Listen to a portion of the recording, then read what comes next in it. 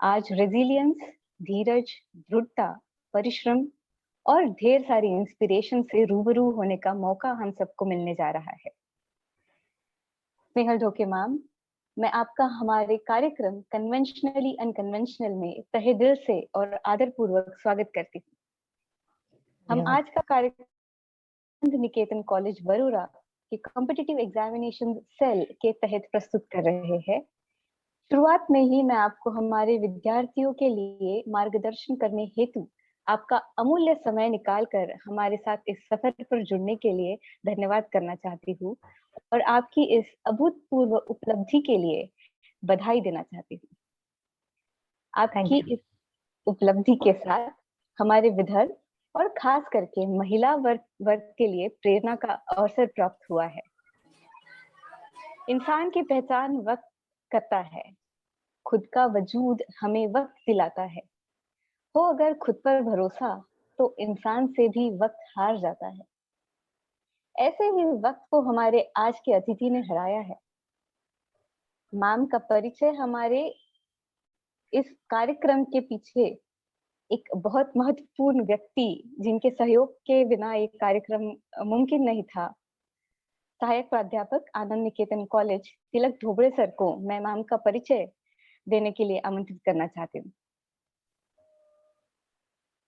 आप सभी को good evening and first of all I owe my regards to श्रद्धेय बाबा आमटे एंड श्रद्धेय ताई Amte who sacrificed their lives for the sake of society. Honorable Principal Sir, Dr. Munal Kade Sir, who has joined with us today. Honorable Snehal Dhoke Ma'am, Rasika Ma'am, Dr. Nilesh Ugemuge Sir, Prachita Patil Ma'am, Mr. Hemant Sir, who is the coordinator of competitive exam guidance cell, and all dear faculty members as well as dear participants. I am Tilak Dhobde and I am working as an assistant professor, Department of Zoology, Anand Niketan College, Anandwan, Varora. आज मुझे इस कार्यक्रम में Snehal ma'am का परिचय करने का अवसर प्राप्त हुआ है और फर्स्ट ऑफ ऑल मैं मैम आपको कॉन्ग्रेचुलेट करना चाहता हूँ। This is a great achievement and आपके बारे में मैं कुछ यस मैम आपके बारे में मैं कुछ चीज़ें बताना चाहता हूँ। आपका पूरा नाम स्नेहल वसंतराव ढोके है। आप यवतमाल से बिलोंग करते हैं। आपने यूपीएससी सीएसई 2020 की परीक्षा में 564 रैंक हासिल की, जो कि बहुत अच्छी रैंक है। आपने बीई कंप्यूटर साइंस की डिग्री हासिल की हुई है और साथ ही साथ एमए इन पॉलिटिकल साइंस भी आपने किया हुआ है। यूपीएससी के पहले आपने एमपीएससी 2014 में क्लियर किया था। करंटली आप नायब तहसीलदार के पद पर कार्यरत हैं। आपको पेन स्केचिंग और म्यूजिक सुनना अच्छा लगता है, जो कि आपकी हॉबीज हैं। आपकी मेहनत और लगन को हम सबसे पहले सलाम करते हैं मैम। और मैं ज़्यादा समय ना लेते हुए once again I welcome you on behalf of Anand Niketan family and it's a pleasure that you have joined with us today. आपका मार्गदर्शन सभी पार्टिसिपेंट्स के लिए और आज बहुत सारे स्टूडेंट्स भी है हमारे साथ, उनके लिए फायदेमंद रहेगा और दिशा दर्शक रहेगा, यही मैं अपेक्षा करता हूँ। एंड यहाँ पे मैं रुकता हूँ। कार्यक्रम के आगे के सूत्र में रसिका मैम को सौंपता हूँ। Rasika ma'am, thank you so much. तो चलिए आज के कार्यक्रम की शुरुआत करते हैं। मैम, मैं आपसे पहला सवाल करना चाहती हूँ। यूपीएससी की तैयारी का सफर बाहरी दुनिया से नहीं बल्कि अपने आप से जंग जीतने का सफर है। अपने यहाँ आपने तो यह जंग जीत ली है, तो आपको कैसे महसूस हो रहा है? Please share your. Yes definitely. ये यूपीएससी का रिजल्ट आने के बाद सच में मुझे बहुत अच्छा लगा, क्योंकि मैं आपको बताना चाहूंगी, जब मैं ग्रेजुएशन में थी, मतलब फर्स्ट ईयर ग्रेजुएशन में थी, उस वक्त से ही मतलब मेरा एम तो डिसाइडेड बिल्कुल बचपन से ही था कि यूपीएससी ही करना है। बट जब हमने कंप्यूटर एक लिया था, मतलब 2007 में शायद, इंजीनियरिंग में कंप्यूटर साइंस था, तो उसमें मैंने सबसे पहले एक एमएस वर्ड में टाइप किया था कि if I will not get into IAS or if I will not clear UPSC, there will be no meaning to my life. तो अभी वो कंप्यूटर तो चला गया मतलब, बट ये एक जो सेंटेंस है वो मेरे दिमाग में बहुत कि मुझे क्या करना है। और उस दिन जब मेरा रिजल्ट आया, उस पहले याद आ गई कि मैंने कुछ करके दिखाया है। एक्चुअल में यूपीएससी एक बहुत बड़ी एग्जामिनेशन है। उसकी जर्नी भी है, बहुत टफ एग्जामिनेशन है वो। और इसमें अगर सफलता प्राप्त हुई तो ऑब्वियसली खुशी तो होने ही वाली है, बट उससे ज्यादा ये है कि हम एक एम रखते हैं और उसके लिए आप क्या क्या कर सकते हो, ये यूपीएससी एग्जाम तुम्हें दिखा देता है। इसीलिए मुझे उसकी खुशी है कि मैंने जो डिसाइड किया था वो हो गया। जी बिल्कुल। के साथ आपकी थैंक यू तैयारी वेरी का मच। अब तक का सफर कैसा रहा, और आपको किस तरह का परिश्रम, जरूर। किस तरह की तैयारी इस पूरे सफर में आपको करनी पड़ी? I will start from the beginning itself. जैसे मैंने बोला कि मेरा एक चाइल्डहुड ड्रीम था, और वो ड्रीम ऐसे हुआ कि हमारी जो स्कूल है, प्राचिता पाटिल मैडम को भी पता है कि जी। हमारी स्कूल जो है वो कलेक्टर ऑफिस के साइड में थी। तो तब से ही मुझे एक फैसिनेशन था कि ये कलेक्टर क्या होता है, मतलब कोई अच्छी पोस्ट है, बहुत बड़ी पोस्ट है जिसको ना सब लोग एकदम सैल्यूट करते हैं। और मैंने तब से ठान ली कि मुझे भी कलेक्टर ही बनना है, मतलब आईएएस करना है। बस तब उतना ही पता था कि कुछ बड़ी पोस्ट होती है। बट लेटर ऑन जब मैंने उसमें थोड़ा सा पढ़ाई करी, मतलब थोड़ा सा नॉलेज गेन किया कि यूपीएससी से हम क्या कर सकते हैं, जैसे समाज में जो डेवलपमेंट हमें लानी है, वो अपॉर्चुनिटी तुम्हें यूपीएससी की एग्जाम दे सकती है। ये वाली चीज मुझे बहुत अच्छी लगी थी उस वक्त। और फिर मैंने अपना डिटर्मिनेशन फॉर्म किया कि मुझे करना तो यही है। तो साइड बाय साइड फिर मैंने ना 10th 12th से ही थोड़ा सा न्यूज़पेपर रीडिंग की आदत लगा दी थी, जो आजकल के बच्चों में बहुत कम होती है। बट वो मैंने तभी लगा दी थी। और फिर मैंने 11th 12th वहीं से किया साइंस में। और फिर ग्रेजुएशन मैंने कंप्यूटर इंजीनियरिंग किया। वो करने के पीछे भी मैं आपको बताना चाहूंगी, क्योंकि यूपीएससी एक बहुत अनसर्टन एग्जाम है, हमें पता नहीं सक्सेस आने वाला है या क्या होने वाला है, एग्जैक्टली। और कितने टाइम के बाद आएगा, ये भी एक चीज होती है। तो इसीलिए मैंने कंप्यूटर इंजीनियरिंग करी कि इन केस अगर मेरा कुछ नहीं होता है तो मेरे पास एक विंडो ओपन होनी चाहिए कि जब मैं पीछे आऊं तो मैं इंजीनियरिंग थ्रू कुछ जॉब मुझे मिल सकता है। उस करी, और जैसे ही मेरा फाइनल ईयर खत्म हो गया, I went to Delhi for classes, for UPSC coaching classes. And then 2012 में मैंने एक साल, पूरे साल भर कोचिंग करी। और उस वक्त पता चला कि ये जो ड्रीम है वो सही में बहुत बड़ा है, मतलब मेहनत तो। वहां पे जाके देखा कि बच्चे लास्ट अटेम्प्ट तक, मतलब वो 9 9 साल तक पढ़ रहे हैं, या तो फिर किसी के 2 3 अटेम्प्ट हो गए हैं फिर भी दिल्ली में है। और उनके सामने जाके मैं बहुत डर गई थी कि मेरे से होने वाला है या नहीं है। और बस हम्म। 1 साल तो वो कोचिंग और वो थॉट्स कि मेरे से होगा या नहीं होगा, वो डर, वही 2012 पूरा मेरा उसी में निकल गया। फिर 2013 में मैंने अपना फर्स्ट अटेम्प्ट दिया। और फर्स्ट अटेम्प्ट में एक्चुअली समझ में आया कि एग्जाम होती क्या है, पढ़ कहाँ क्या रहे थे और एग्जाम में पूछा क्या जाता है। ये चीजें समझना बहुत जरूरी होती है स्टूडेंट्स के लिए। और जब तक वो अपना फर्स्ट अटेम्प्ट देते नहीं है तब तक समझ में नहीं आता है क्या होता है। फिर 2013 और 14 में मैंने दोनों साल कंटिन्यूअस यूपीएससी का ही प्रिपरेशन किया। बट उस समय मेरा एक थोड़ा सा था कि एक साइड में मैं एमपीएससी दे के देखती हूँ। तो बस एमपीएससी मैंने दे के देखा 2013 में, और मैं प्रीलिम्स क्रैक हो गया और मेंस भी हो गया था, लेकिन इंटरव्यू का कॉल आया, लेकिन फाइनल लिस्ट में मेरा नाम नहीं था। और फिर 2014 में फिर से यूपीएससी का प्रिपरेशन किया। ये होता है कि एक जॉब अच्छा सा मिल जाए, शादी हो जाने के बाद अच्छा सा पति मिल जाए, अच्छा सा घर मिल जाए और लाइफ सेट हो जाए। ये तीनों भी चीजें मुझे मिल गई थी। और फिर बचा एक ही था कि जिसके लिए मैंने प्रिपरेशन स्टार्ट किया वही मेरे पास नहीं था। तो उस चीज को मुझे कैसे भी करके हासिल करना था। और जो मैंने बताया कि मैंने जो सेंटेंस कंप्यूटर में लिख कर रखा था वो मुझे बहुत परेशान करता था हमेशा, कि I have not reach there, मुझे पहुंचना तो वहीं पे है जहां से मैंने स्टार्ट किया। तो उस हिसाब से मैंने वो प्रिपरेशन स्टार्ट, मतलब कंटिन्यू करी और कंसिस्टेंसी रखी। मैम, जैसे अभी आपने कोविड का जिक्र किया, तो सारे ऑफिसर्स बहुत ही फ्रंट हेड पे थे, बहुत ज्यादा काम था। ऐसे इसमें वर्कलोड मैनेज करना, managing married life, family manage करना, साथ में आपने मैंने एक इंटरव्यू में पढ़ा कि आप 10 घंटे निकालना मैनेज करते थे। तो how could you do that? आप ये कैसे कर पाए? देखिए, मुझे ऐसा लग पाना होता है ना, उसे आप कैसे भी करके हासिल करते हो। और ये वाली चीज मैंने खुद में एक नए से ये कर ली थी, मतलब इनकलकेट कर ली थी कि देखो, टाइम तो मिलने वाला है नहीं जब तक मैं निकालूंगी नहीं। ऑफिस में एग्जैक्टली। मेरे 7 से 8 घंटे जाने ही वाले हैं। फैमिली में मेरे 2 घंटे जाने ही वाले, फिर उसमें से मैंने 24 घंटों में से मेरे पास कितना समय है वो मैंने निकाला, और फिर मैंने देखा कि मैं अगर 10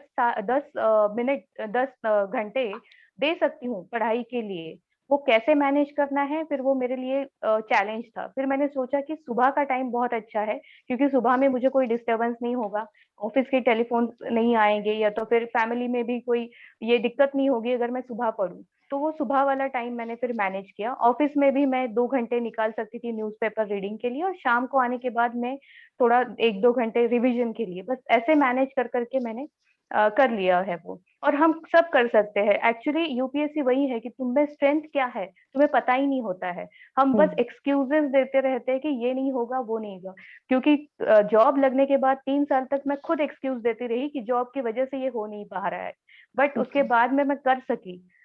हम इस पूरी जर्नी में आपकी फैमिली, आपके दोस्त, इन सब का क्या योगदान रहा है, और आप आपके इस पूरी जर्नी में किस इंसान को या फिर किस मोमेंट को, किस क्षण को इंस्पिरेशन मानती है?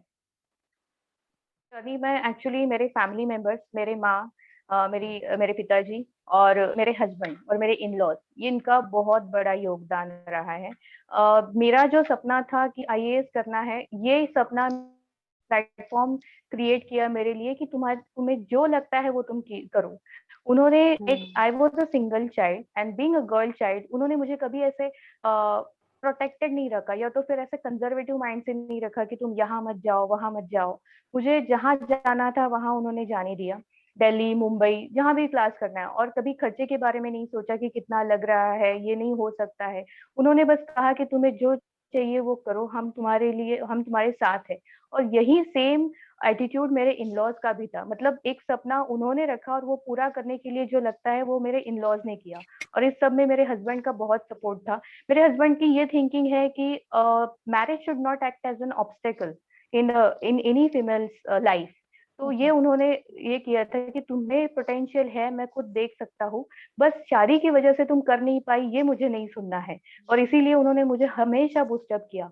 और इस सब चीजों में मेरे जो ऑफिस के कलीग्स है, मेरे सीनियर्स है, I was working at collector office, और कलेक्टर के अंडर में मैं जब काम करती थी वो तो इतना मोटिवेशन था मेरे लिए कि जिस जगह पे मुझे जाना है उनके साथ मुझे जब काम करने का अपॉर्चुनिटी मिला तो वो बहुत अच्छा था। और उन्होंने बहुत सपोर्ट किया सारे कलेक्टर्स ने। और मेरा जो स्टाफ है उन्होंने भी बहुत काम मैनेज कर लेते थे कि जब मैं पढ़ाई करती थी वो कभी आते नहीं थे डिस्टर्ब करने के लिए।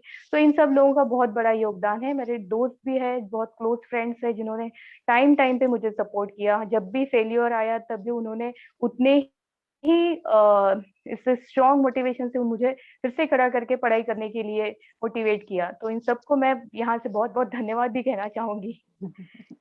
हम ये सब बहुत सीखने लायक है, आपकी बातों से हमें बहुत सीखने मिल रहा है। If not an IAS officer, फिर भी एक आप इंडिविजुअल लाइफ में किसी और भी प्रोफेशन में आप जिस तरह के जज्बे से आप काम कर रहे हैं, जिस तरह की पढ़ाई, डेडिकेशन जिस तरह का है, वो बहुत बहुत सीखने लायक है, बहुत इंस्पायरिंग है। हम इसी के साथ एक बहुत ही लाइट सा सवाल मैं आपसे पूछना चाहती हूँ। यूपीएससी की तैयारी के दरमियान बहुत सारे एस्पिरेंट्स चाय काफी पीते हैं, कई बार रात को जाग कर चाय पी जाती है। तो क्या आप भी चाय पीते हैं या फिर आपको भी चाय पसंद है?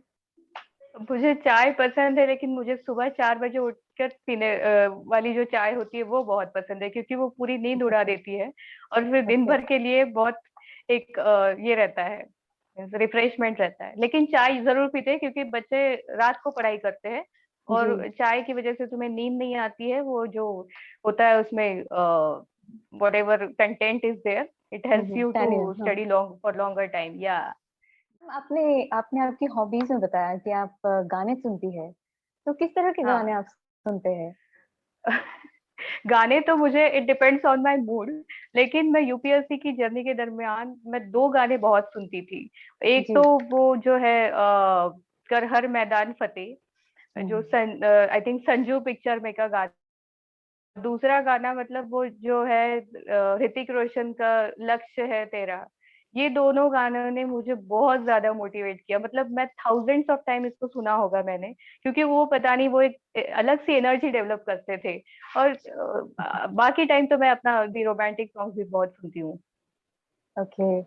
मैम, अभी आपको, you have reached where you wanted to, आप पहुंच गए हैं, आपका सपना पूरा हो गया है, लेकिन ये सब पूरा होने से पहले, रिजल्ट की एक रात पहले, क्या आप भी डरते थे? क्या आपको भी डर लगता था? Were you also scared? Yes, yes, I was very much scared because this was my first mains and first interview. तो फर्स्ट जब मेंस का भी रिजल्ट आया उस समय भी मैं उतनी ही डरी हुई थी, और जब इंटरव्यू का भी, क्योंकि मेरे साथ प्रिपेयर करने वाले जो लोग हैं जिन्होंने साथ साथ मेंस दी है 5, और मैं खुद सोची थी मेरा तो फर्स्ट इंटरव्यू और फर्स्ट मेंस में मेरा होगा कैसे, यूपीएससी जी। इतना बड़ा एग्जाम है, तो डर तो लगा है। बट जो मेंस मैंने लिखा था उसमें मुझे थोड़ा सा कॉन्फिडेंस था कि मैंने पेपर्स अच्छे से कंप्लीट करे तो I will get some positive result. Rank के बारे में नहीं बता सकती थी उस वक्त। हम्म। हम विद्यार्थियों की तरफ से मैं आपसे कुछ सवाल करना चाहती हूँ। तो जानना चाहते हैं कि किस तरह का विद्यार्थी इस परीक्षा के देने लायक योग्य है। यूपीएससी एमपीएससी की तरह ये जो परीक्षा है, कॉम्पिटिटिव एग्जामिनेशंस है, ये किस विद्यार्थी ने देनी चाहिए? देखिए, मैं बताऊंगी, विद्यार्थी विद्यार्थी होता है और विद्यार्थी का काम होता है पढ़ाई करना। विद्यार्थियों में कोई तरह नहीं होती कि ये इस तरह का, कि ये वो उस तरह। ठीक है, पढ़ाई में थोड़ा कम ज्यादा होता है, बट अगर वो उतनी ही लगन से पढ़ाई करे तो कोई भी विद्यार्थी अपने गोल तक पहुंच सकता है। और सेम ही चाहिए यूपीएससी में। तुम्हें करना है तो सिर्फ पढ़ाई करनी है, फुल डेडिकेशन से और विथ ऑल ऑनेस्टी। तुम्हें पता होना चाहिए तुमने क्या पढ़ा है। पढ़ाई का हमें नाटक बिल्कुल नहीं करना है। 10 घंटे बैठो और दिमाग में अगर कुछ ना जाए तो उससे कोई फायदा होने वाला नहीं है। तो तुम्हें पूरी लगन से और विथ ऑल ऑनेस्टी तुम्हें पढ़ना है। और जो भी तुम में लैक्यूना क्या है, क्या चीजें तुम्हें समझ में नहीं आ रही है, इसमें सब चीजों में आत्म परीक्षण करना भी बहुत उतना ही जरूरी है। जब तक तुम अपना आत्म परीक्षण नहीं करोगे तुम्हें समझ नहीं आएगा कहाँ मिस्टेक हो रही है, और उस हिसाब से तुम चेंज भी नहीं कर पाओगे। तो कोई भी विद्यार्थी, मैं तो कहूंगी, कोई जरूरत नहीं है कि तुम मेरिटोरियस स्टूडेंट नहीं हो, तुमने गोल्ड मेडलिस्ट नहीं हो, तुम टॉपर नहीं हो, नो नीड एट ऑल। क्योंकि यूपीएससी में आप अगर देखो तो IIM pass out, IIT pass out, MBBS जी। Gold medalist, MD pass out also, और इंजीनियर्स और BA BCom. Now you can imagine, अगर सभी लोग एक ही लेवल पे है, इसका मतलब यूपीएससी का डिजाइन सिलेबस ही उस प्रकार से डिजाइन किया है that is common for all. तो ऐसा कुछ नहीं है कि तुम बहुत होशियार होना चाहिए। जो भी पढ़ रहे हो पूरी मनन पूरी लगन से पढ़ो, आपको सक्सेस जरूर हासिल होगी। जी मैम, आपने बहुत परसिवरेंस के साथ आप डटे रहे इस पूरे सफर में। You have given 7 attempts I think. कि कितने Yes. साल तक किसी एस्पायरेंट ने प्रिपेयर करना चाहिए, फिर कितने साल डेडिकेटेडली इस परीक्षा के लिए देने चाहिए? परीक्षा जो मैं प्रीलिम्स मेंस और इंटरव्यू, तो प्रीलिम्स में अगर हो जाता है तो ही आप मेंस लिख पाते हो, और मेंस से हो जाता है में भी नहीं हुआ तुम्हारा तो you have to start again from prelims. तो ऐसा है कि परीक्षा ही पूरा 1 साल लेती है और प्रिपरेशन के लिए पूरा 1 साल तुम्हें देना पड़ता है, उसके बाद ही आप एग्जाम के लिए अपियर होते हो। तो इनिशियली जो 2 साल है वो तुम्हें कंप्लीटली एक स्टडीज में डालने ही है, यूपीएससी के स्टडीज में। और उसके बाद अगर 2 अटेम्प्ट के बाद आपको लगता है कि हो रहा है नहीं हो रहा है, या तो फिर it depends on your financial condition also कि तुम्हारे पास वक्त कितना है। जैसे लेडीज है तो उनके लिए शादी का भी एक ये होता है घर में कि 20-25 साल की हो गई है, अभी शादी करना है। और लड़कों के लिए होता है कि कोई जॉब अपने हाथ में आनी चाहिए। तो दैट डिपेंड्स ऑन यू कि तुम कितने साल दे सकते हो। और मैं ऐसा कहूंगी कि अगर 2-3 साल के बाद आपको लग रहा है कि शायद हो नहीं पा रहा है तो यू बी ऑल्सो, क्योंकि प्लान बी होना बहुत जरूरी है। पूरे जीवन में ही प्लान बी होना जरूरी है, यूपीएससी में ही नहीं। तो इसीलिए प्लान बी में आप कोई भी अपना जैसे अपना ग्रेजुएशन में वाला हो या तो फिर कोई भी आप कर सकते हो कोई भी चीज, तो वो एक आपके हाथ में होना ये कोई बुरी चीज नहीं है मुझे लगता है। ओके मैम, इस पूरी तैयारी के दरमियान किस तरह के डिस्ट्रैक्शंस एक एस्पिरेंट को फेस करने पड़ सकते हैं, स्पेशली लेडी एस्पिरेंट को, जो भी we girls have to prepare कर रही हैं? Yes yes we have to face lot of distraction. वो लेडी और जेंट्स दोनों के लिए सेम होता है, ठीक है, लेडीज जी। के लिए थोड़ा सा प्रॉब्लम दूसरा होता है। बट मैं कहूंगी कि डिस्ट्रैक्शन ऐसे होते हैं कि तुम्हारी हर स्टेज पे परीक्षा होती है, कंपटीशन इतनी ज्यादा है। मतलब आई टेल यू कि 5 लाख विद्यार्थी फॉर्म भरते हैं, उसमें से सीरियसली प्रिपेयर करने वाले कम से कम 1-1.5 लाख तो होते होंगे, बट उसमें से मेंस के लिए जो सिलेक्ट होते हैं that is only 10,000। For my exam I tell you around 5 lakh लोगों ने फॉर्म भरे, 10 10,000 ने मेंस लिखी, उसमें से 2,000 इंटरव्यू के लिए सिलेक्ट हुए और उसमें से फाइनल लिस्ट में 761 लोग थे, mean 761। So you can imagine कि कंपटीशन कितना ज्यादा है। तो उस हिसाब से हमें ये सब चीजें देखनी पड़ती है, मतलब कंपटीशन के हिसाब उस पर भी डिपेंड करता है। मैम आपने अभी जिक्र किया प्लान बी का, तो वही बैकअप का क्या कितना इम्पोर्टेंस है? बिल्कुल इम्पोर्टेंट है बैकअप होना, क्योंकि जैसे मैंने उस समय डिसाइड किया था कि मुझे स्टेट सर्विसेज भी मैं देख लूं एक बार, क्योंकि जॉब हाथ में आना भी बहुत जरूरी है, क्योंकि आजकल कंडीशन ऐसी हो गई है कि you have to be financially independent. मतलब महंगाई भी उतनी ही बढ़ रही है और खुद को भी एक होना चाहिए कि कितने साल तक हम अपने पेरेंट्स पे डिपेंड रहेंगे। तो और लेडीज के बारे में तो ये होता है कि स्पेशली मतलब जिनकी शादी होने की है, तो कितने साल तक वो पढ़ाई करेंगी, घर वालों को अलग से टेंशन होता है। तो एक बेटर है कि आप फाइनेंशियली इंडिपेंडेंट हो तो खुद पढ़ाई स्टार्ट कर सकते हो, और ऐसा बिल्कुल नहीं कि तुम जॉब करके पढ़ाई नहीं कर सकते हो। जब मैं कर सकती हूँ तो कोई भी कर सकता है, बस हमें करनी है पढ़ाई, इतना ध्यान में रखना है।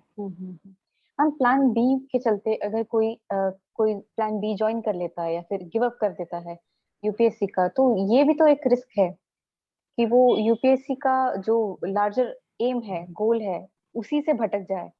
तो इससे कैसे बचे रहे, कैसे फोकस रहे, या फिर कैसे मोटिवेट करे अपने आप को? जैसे आपने 2014 में आपने ज्वाइन किया state services and still you gave in 2020 you have cleared UPSC. तो इस दौरान आपने, जैसे आपने कहा कि आप स्टेगनेट हो सकते हो या फिर you can literally give up, तो इस पे कैसे मोटिवेट करें अपने आप को?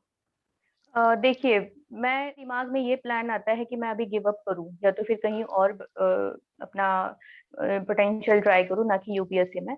तो मुझे लगता है यूपीएससी में आना, जब भी हम डिसाइड करते हैं, we know why we are inside UPSC. जिनको ये पता है कि मैंने यूपीएससी क्यों स्टार्ट किया, वो कभी गिव अप नहीं करेगा, मुझे ये लगता है। क्योंकि तुम्हें एक मोटिवेशन होनी चाहिए तुम में कि तुम्हें करना क्या है। यूपीएससी मैंने स्टार्ट किया, हमेशा मैं यही सवाल से भी पूछती थी कि मैंने यूपीएससी स्टार्ट क्यों किया है, जब मुझे यहाँ पे छोड़ना था तो मैंने स्टार्ट क्यों किया। यही सवाल आप अपने आप से भी पूछिए, that will motivate you a lot and that will take you to the end. जी, हम कुछ टेक्निकल सवाल है जो ये सवाल हर एस्पायरेंट के मन में होते हैं। क्या प्रीलिम्स ज्यादा कठिन है या मेंस? न्यूज़पेपर किस तरह पढ़ा जाए, या फिर न्यूज़पेपर की क्या इम्पोर्टेंस है? तो ऐसे कुछ सवालों के आप प्लीज जवाब दीजिएगा। जरूर। देखिए, प्रीलिम्स, मेंस और इंटरव्यू तीनों भी, मैं इसमें कौन सा डिफिकल्ट है ये नहीं कहूंगी। प्रीलिम्स का है पूरा ऑब्जेक्टिव क्वेश्चन होता है, इधर यू नो इट और यू डोंट नो इट। अगर नहीं पता तो तुम वहां पे कुछ लिख नहीं सकते हो, otherwise it will go into wrong. And उसमें होता है नेगेटिव मार्किंग, तो उसमें हमें बहुत ही कॉन्शियसली पेपर सॉल्व करना होता है, नेगेटिव मार्किंग से बचना होता है। और पूरा ऑब्जेक्टिव पेपर है तो यस और नो में ही तुम्हें आंसर्स देने होते हैं। एंड मेंस में ऐसा है कि तुम्हें क्या क्वालिटी है ये तुम्हें लिखकर बताना है एग्जामिनर को। तो मेंस से क्वेश्चंस भी ऐसे है कि कोई रटे रटाए क्वेश्चंस नहीं होते, हर साल पेपर कुछ अलग होता है। तो मेंस भी उसी हिसाब से डिफिकल्ट ही है, और सबसे बड़ा डिसाइडिंग फैक्टर जो होता है वो मेंस ही होता है। लेकिन प्रीलिम्स में ये है कि नेगेटिव मार्किंग से कट जाते हैं, मेंस तक जा नहीं पाते। तो मैं कहूंगी कि प्रीलिम्स ज्यादा डिफिकल्ट है, मेरे लिए तो प्रीलिम्स ज्यादा डिफिकल्ट थी क्योंकि मैं प्रीलिम्स नहीं कर पाई और मेंस मैं फर्स्ट इसमें कर पाई थी। तो प्रीलिम्स थोड़ा सा डिफिकल्ट होता है, टाइम मैनेजमेंट, फिर उस समय तुम्हारा थिंकिंग कैसा है, तुम्हारा प्रेजेंस ऑफ माइंड चल रहा है या नहीं चल रहा है, ये सब चीजें भी उस समय वक्त मैटर करती है, क्योंकि वो 2 घंटों में तुम क्या करते हो उसी पे पूरा डिसाइड होता है प्रीलिम्स का। तो थोड़ा सा प्रीलिम्स डिफिकल्ट होता है। यस। और आपका नेक्स्ट सवाल क्या था? न्यूज़पेपर, हम न्यूज़पेपर का यस। क्या है, न्यूज़पेपर रीडिंग कैसे की न्यूज जाए? Yes yes. न्यूज़पेपर रीडिंग में ना एक टेक्निक होती है, जैसे न्यूज़पेपर यूपीएससी का एस्पिरेंट कोई भी लोकल न्यूज पढ़ेगा ही नहीं, उसको कोई जरूरत नहीं होती है कि कहाँ पे क्या झगड़े हो रहे हैं, कहाँ पे मर्डर हुआ है। We have nothing to do with that, हमें देखना है सिर्फ नेशनल एंड इंटरनेशनल न्यूज। उसमें वो भी पेपर ओरिएंटेड, जैसे थोड़ा सा क्वेश्चन पेपर अगर आप देखो तो वो ही हमें समझ में आ जाता है कि यूपीएससी कैसे क्वेश्चंस पूछती है। अगर कोई इंटरनेशनल ऑर्गेनाइजेशन है तो वो क्या काम करती है, कहाँ कहाँ पे फंड देती है, ये सब चीजें तुम्हें देखना है। और नेशनल न्यूज में देखना है कि पार्लियामेंट में कौन सा बिल पास हुआ, एनवायरमेंट क्लियरेंस एक्ट कहाँ पे चल रहा है, एनजीटी का क्या अवार्ड आया, ये सब जैसे आप पढ़ाई स्टार्ट करते हो उस हिसाब से अपने आप को समझ में आ जाता है कि हमें पढ़ना क्या है, लेकिन बिल्कुल लोकल न्यूज नहीं पढ़नी है। आप न्यूज़पेपर भी मैं बताऊंगी, सजेस्ट करूंगी कि द हिंदू एक न्यूज़पेपर बहुत अच्छा है, इंडियन एक्सप्रेस एक बहुत अच्छा है, और टाइम्स ऑफ इंडिया भी आप थोड़ा पढ़ सकते हो बीच बीच में। और साथ में एक गवर्नमेंट की मैगजीन्स आती है, योजना, कुरुक्षेत्र, जो बच्चों ने पढ़ना चाहिए क्योंकि उसमें बहुत अच्छा फैक्चुअल डेटा दिया हुआ रहता है जो हमें मेंस में बहुत काम आता है। मैम हम अभी इंटरनेट के जमाने में जी रहे हैं, तो ऐसे दौर में इंटरनेट का यूज और उससे डिस्ट्रैक्शन, इससे कैसे बचा जाए और उसको सही तरीके से यूज कैसे किया जाए? Yes, internet has really acted as a boon, क्योंकि आप हम सब देख सकते हैं कि अभी ऑनलाइन एजुकेशन को कितना ज्यादा महत्व आ गया है जी। कोरोना में। और अभी तो ऐसा है कि बहुत ज्यादा मटेरियल अवेलेबल है, you don't need to go and join any classes, you have all the material on. और बहुत सी क्लासेस ऐसी कि जो फ्री में मटेरियल दे देती है, जैसे विजन आईएएस एक है, इनसाइट आईएएस है, उनका मटेरियल बहुत अच्छा रहता है। और साथ में ये है कि तुम्हें इंटरनेट का यूज कितना टाइम करना है ये भी हमें खुद डिसाइड करना है। जैसे डिस्ट्रैक्शंस तो होने ही वाले, तुम जाके नेटफ्लिक्स पे जाओ या अमेजोन प्राइम पे जाओ और उसमें टाइम बर्बाद करो, ये तो कोई एस्पिरेंट करेगा नहीं, उसको खुद समझ वक्त मुझे ये सब चीजों में देना है और पढ़ाई में कितना है, तो वो अपने खुद पे डिसाइड मीन्स डिपेंड करता है। मैम आपने अभी ऑनलाइन कोचिंग की बात की, तो क्या कोचिंग जरूरी है या फिर अभी हम कई सारे एस्पायरेंट्स या फिर कैंडिडेट्स देख रहे हैं जो सक्सेस हासिल कर रहे हैं विदाउट कोचिंग, तो कोचिंग गाइडेंस वो किस तरह का रोल? देखिए, ये जो है ये स्टूडेंट टू स्टूडेंट डिफर करता है, क्योंकि क्या है यूपीएससी में ह्यूमैनिटीज के क्वेश्चन को मतलब सवालों को या तो फिर ह्यूमैनिटीज के पार्ट को ज्यादा वेटेज है, मतलब हिस्ट्री, ज्योग्राफी, पॉलिटी, इकोनॉमी, ये सब चीजों में ज्यादा वेटेज होता है। और हम जैसे मेरे जैसे इंजीनियरिंग वाले बैकग्राउंड वाले बच्चों के लिए ये है कि इंजीनियरिंग में ये सब चीजें नहीं होती है। 4 साल में हम कुछ और पढ़ते हैं और फिर एकदम से हमें कुछ और पढ़ना पड़ता है, तो उसके लिए कोचिंग थोड़ी बहुत इनिशियली जरूरी होती है, लेकिन ऐसा नहीं सबके लिए यही है। सेल्फ स्टडी भी उतना ही इम्पोर्टेंट है, और सेल्फ स्टडी से भी बच्चे पास हो सकते हैं। जैसे मैंने कोचिंग तो 2012 में की, उसके बाद वो कोचिंग का मटेरियल भी मेरे पास अभी नहीं है, बट एक मुझे आइडिया आ गई थी कि एग्जामिनेशन का पैटर्न क्या होता है। और one more thing I would like to tell कि यूपीएससी में हमें एक ऑप्शनल सब्जेक्ट चूज करना पड़ता है, और वो जरूरी नहीं कि तुम्हारे ग्रेजुएशन में भी वही ऑप्शनल सब्जेक्ट हो, तो उसके लिए फिर थोड़ा सा कोचिंग चाहिए, क्योंकि वो भी सोशियोलॉजी, पॉलिटिकल साइंस है तो फिर एंथ्रोपोलॉजी, ऐसे सब्जेक्ट अगर तुम चूज करते हो जो कि बहुत स्कोरिंग है, और किसी टेक्निकल बैकग्राउंड के बच्चे के लिए ये थोड़ा सा डिफिकल्ट जा सकता है, तो उनके लिए। और ये ऑनलाइन इसका भी मटेरियल बहुत अवेलेबल है, मतलब कोचिंग भी लो, मटेरियल से आप रीड करो, तो वो भी बहुत मोर देन सफिशिएंट है। ओके मैम, पर्सनालिटी डेवलपमेंट का कैसा प्रोसेस है या फिर उस पे कैसे काम किया जाए? देखिए, आप अगर यूपीएससी का सिलेबस देखेंगे तो आपको वो मल्टी डायमेंशनल पर्सन बना देगा, मतलब वो सिलेबस ही उस हिसाब से डिजाइन किया है। तो जैसे आप पढ़ोगे एंड द जैसे जैसे आपकी मेच्योरिटी डेवलप होगी, आपकी पर्सनालिटी अपने आप डेवलप होगी। मैं तो हमेशा बोलती हूँ कि यूपीएससी में तुम्हारा सिलेक्शन हो या ना हो, you will always be a very good citizen after studying this UPSC. तो पर्सनालिटी डेवलपमेंट में वो चीज ऑटोमेटिकली अपने आप आ जाती है। बट यस, जब आपका इंटरव्यू होता है उस समय आपकी पर्सनालिटी, तो वहां पे तुम्हें आपने क्या पढ़ा और उसमें से आपने क्या लिया और आप अब कैसे इंटरप्रेट उसको कर रहे हो, तो फिर उसको एक्सप्रेस कैसे कर रहे हो, ये सब चीजें भी मैटर करती है पर्सनालिटी टेस्ट में। तो वो ऑटोमेटिकली आ ही जाता है, बट साइड बाय साइड आपको थोड़ा सा वर्क उस पर करना पड़ता है। You can not take any extreme stand in interview, you have to be a very balanced person. जैसे हमें पता है कि पॉलिटिकल प्रेशर बहुत ज्यादा होता है एग्जीक्यूटिव पे, कोई ऑफिसर को काम नहीं करने देते, बट हम वहां पे जाके एकदम से बोल नहीं सकते कि ये पॉलिटिक्स ही खराब है। You can not say so, because they are the representatives from came from the people. People itself.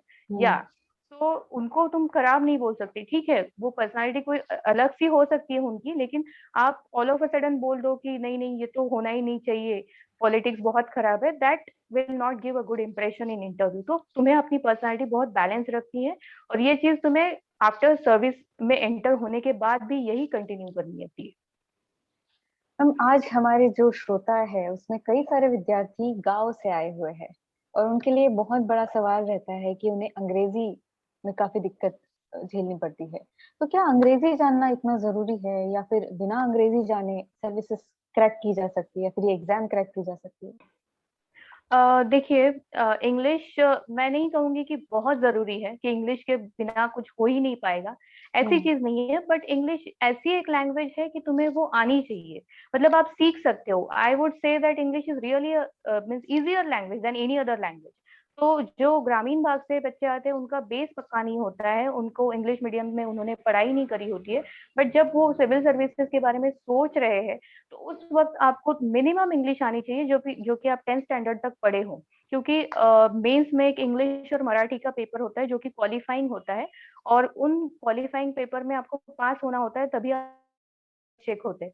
तो उस हिसाब से आपको एटलीस्ट मिनिमम इंग्लिश आनी चाहिए, मिनिमम ग्रामर आपको आना चाहिए, और थोड़ी बहुत जैसे आप कॉन्वर्सेशन कर सको। जैसे अगर इंटरव्यू में आपसे पूछ लिया कि आप अंग्रेजी में बात कर सकते हो क्या, एंड एट दैट टाइम अगर आपने नहीं बोला, तो ये होता है कि आपने कभी सीखने की भी कष्ट नहीं उठाए। That shows how what kind of personality you are. नहीं आता है तो मैंने कभी उसकी तरफ देखा ही नहीं, तो वो एक रॉन्ग इंप्रेशन ना आ जाए एग्जामिनर के ऊपर। तो उस हिसाब से आपने थोड़ी बहुत इंग्लिश समझनी चाहिए। और इस इंग्लिश के इससे मुझे एक याद आ गया, एक सर है जो सीनियर आईपीएस ऑफिसर है, मनोज कुमार शर्मा सर। उनके ऊपर लिखी गई एक बुक है 12th फेल। जिन बच्चों को ऐसा लगता है कि मुझे अंग्रेजी आती नहीं है, या तो फिर मैं बहुत वीक हूँ, मैं कभी फेल हुआ हूँ, उन्होंने सच में ये बुक पढ़नी चाहिए। वो इतना आपको मोटिवेशन देगी, आपको इतना इंस्पिरेशन देगी कि आप कहाँ के कहाँ चले जाओगे। यानी मैंने खुद ये पढ़ी है, मैंने 10 बार वो बुक पढ़ी मेरे मेंस के वक्त, और मुझे हर टाइम पे कुछ कुछ नया सा मोटिवेशन मिलने लगा था। तो मैं सजेस्ट करूंगी कि ये बुक जरूर पढ़े, वो अमेजोन पे भी अवेलेबल है, you can go through it. जी मैम। हम इस सफर के दरमियान हम कई सारे एस्पायरेंट्स को देख रहे हैं, वो निराश होकर कुछ अदरवाइज स्टेप्स उठा लेते हैं, और ऐसी काफी न्यूज अभी हमको देखने को मिल रही है। कोविड के दरमियान भी एग्जाम्स पोस्टपोन हुई, या फिर नॉट सो हैप्पी न्यूज हमको मिल रही थी। तो स्ट्रेस और एंजाइटी एक इनग्रेन्ड पार्ट है इस प्रोसेस का, तो उसे कैसे मैनेज किया जाए? या फिर एग्जाम के अगले दिन बहुत सारे कैंडिडेट्स इस एंजाइटी के चलते एग्जाम ही नहीं देते हैं, तो इसे भी कैसे मैनेज किया जाए? यस, स्ट्रेस तो it is a part of life. वो एग्जाम का ही नहीं, जीवन में तुम्हें हर मोड़ पे स्ट्रेस आने वाला है। तो स्ट्रेस मैनेजमेंट खुद में सीख लेना चाहिए, क्योंकि वी आर ह्यूमन बींग्स, हमें थिंकिंग पावर दी है, तो हम सोच सकते हैं कि क्या करने से स्ट्रेस कम हो सकता है। आप जो चाहे, मतलब आप अपनी हॉबीज में इंटरेस्ट डेवलप करो, आपको जो अच्छा लगता है। जब पढ़ाई करने का मन नहीं है तो फैमिली में जाके थोड़ा सा मम्मी पापा के साथ बात करो, फ्रेंड्स के साथ घूम के आओ, मूवी देखो। ये सब चीजें हमारे पास होती है, बट उसको कितना वक्त देना है वो हम उसको डिसाइड करके ही स्ट्रेस मैनेज कर सकते हो। और स्ट्रेस मैनेजमेंट में ये एक चीज हमेशा है कि हमें exam is just a part of life, it is not a life. जैसे कुछ बच्चों का होता है कि एग्जाम में मैं फेल हो गया तो मैं अभी सुसाइड कर लूंगा, मैं जी। किसी को मुंह दिखाने के लायक नहीं रहूंगा। ये बहुत गलत थिंकिंग है। ये एक ह्यूमन बीइंग का ये नहीं है, मतलब एक ह्यूमन बीइंग ऐसा कुछ कर नहीं सकता है, क्योंकि capability, we have lot of alternatives to do in life. अभी कुछ दिनों पहले मैं एक न्यूज पढ़ी जिसमें एक लड़की ने प्रीलिम्स के पहले दिन ही सुसाइड कर लिया। तो उतना प्रेशर लेने की जरूरत नहीं है, जब होता है तो हो जाएगा, नहीं होगा तो we can do something else ना। वी आर एजुकेटेड पीपल, तो हमारे लिए कोई ना कोई ऑप्शन जरूर खुलेगा। तो ये सब चीजें से डिस्ट्रैक्शन नहीं होनी चाहिए, हमें फोकस करना है बस पढ़ाई पे। स्ट्रेस की वजह से पढ़ाई नहीं हो रही, ये तो बात ही नहीं होनी चाहिए। स्ट्रेस क्यों आता है? जब तुम पढ़ते नहीं हो, जब तुम्हें पता है कि दिन भर में मैंने जितना टारगेट रखा था वो सेट किया, तुम पे स्ट्रेस आएगा ही नहीं। तो खुद को समझाना होता है इन सब चीजों में। जी बिल्कुल मैम। मंजिलें भी जिद्दी है, रास्ते भी तो जिद्दी है, देखते हैं क्या हाल होता है, क्योंकि हौसले भी जिद्दी है। जाते जाते मैम, आपकी ओवरऑल स्ट्रैटेजी क्या रही है, और आप क्या मैसेज देना चाहेंगे आज जो युवा पीढ़ी इस परीक्षा की तैयारी कर रही है उनके लिए? यस, सबसे पहले तो मैं ये कहना चाहूंगी, जो भी यूपीएससी, एमपीएससी या कोई भी कॉम्पिटिटिव एग्जाम के लिए प्रिपरेशन स्टार्ट कर रहा है, उन्हें खुद को पूछना चाहिए कि मैं ये क्यों कर रहा हूँ। तुम्हारा एम क्या है लाइफ में? तुम्हारा एम क्या है? तुम्हें पैसे कमाने के लिए सर्विस में जाना है, या एक एक ग्लैमरस पोस्ट मिल रही है और वहां पे अपना ग्लैमर शो ऑफ करने के लिए पोस्ट में जाना है, या सच में लोगों के लिए कुछ करना है या समाज में कुछ बदल लाना है। और ये सब जी चीजें अगर तुम्हारा एम डिसाइडेड है, तुम्हें करना क्या है, उस हिसाब से तुम एग्जाम में उतरे या तो फिर एंटर करे, और आपने अपना जो ट्रैक सेट किया या तो फिर जो भी एक टाइम टेबल तुमने जो डिजाइन किया उसको प्रॉपरली फॉलो किया, जो भी टारगेट ओरिएंटेड स्टडीज करी, ये सब चीजें अगर तुमने अपने अपने अपने आप में इनकलकेट कर लिए तो आप जरूर सफलता की ओर जाओगे। Thank you so much ma'am, आपसे बात करके बहुत कुछ सीखने को मिला और आई एम वेरी श्योर कि जो भी विद्यार्थी सुन रहे हैं उन्हें बहुत बहुत फायदा होगा। और इसी के साथ मैं हमारे हेमंत सर है उन्हें आपको फॉर्मली थैंक करने के लिए इनवाइट करना चाहती हूँ।